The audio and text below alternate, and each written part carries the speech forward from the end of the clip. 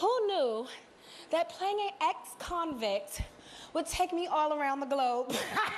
African American audiences have consistently criticized the mass media for its portrayal of African Americans. Communication research and theory propose that mass media are an important source of information about African Americans, and media portrayals contribute to public perceptions of African Americans.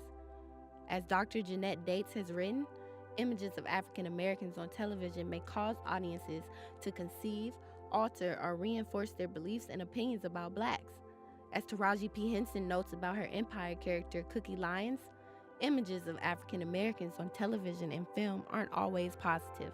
In addition to images of drug addicts and criminals, a common reoccurring stereotype is the magical Negro, a term coined by Spike Lee. This character's sole purpose is to help the white protagonist to achieve their peace or goal while seeming like a mystifying creature to the audience. They also tend to be criminals or janitors who are content with their low lives. When thinking of the magical Negro, most refer to Michael Clark Duncan's role in Green Mile. The most recent example I can find of this is R.J. Cyler's character Billy Cranston in Saban's Power Rangers. Although not a janitor, Billy's low life is equivalated with a single-parent household, a longing to reunite with his late father, and a struggle with connecting with others as a result of being on the autism spectrum. Overcoming his obstacles, it is Billy who discovers the cave, is the first to unlock his armor, and inspires the other characters to save the world after dying. Thus, it is Billy's magical Negro role that aids the others in achieving their goal. Some portrayals of African Americans are problematic, but overall, it's complicated. Take acrimony. The brash and sassy stereotype is relevant, adding depth to the story because the situation calls for it.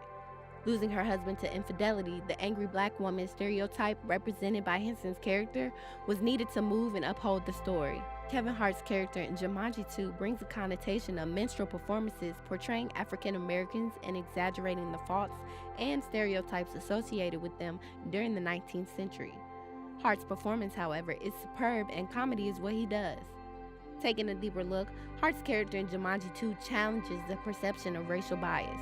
Hart's character in the game is meant to oppose Fridge's personality outside of the alternate reality where the characters inhabit archetypal bodies different from their own. Fridge is presented at the beginning as a stereotypical jock who is strong. Once in the game of Jumanji, rather than being a strong, confident athlete, Hart's diminutive stature relegates Fridge, now played by Hart, to the status of a weakling sidekick. Throughout the film, Hart is continually emasculated as a consequence of no longer having his linebacker physique. Several examples include when Hart is carried by the Rock to safety and when Hart drops the jewel into the pit of rhinos.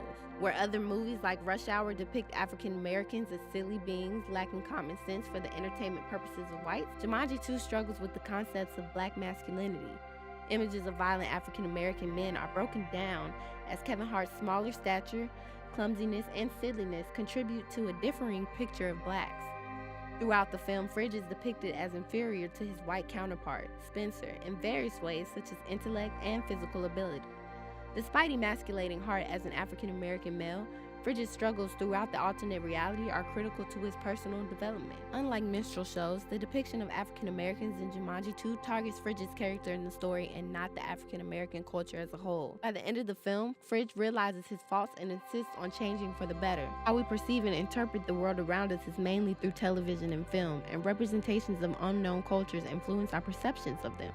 So although representations of African American culture aren't great, the industry has taken steps towards positively representing African Americans, and that should continue to improve.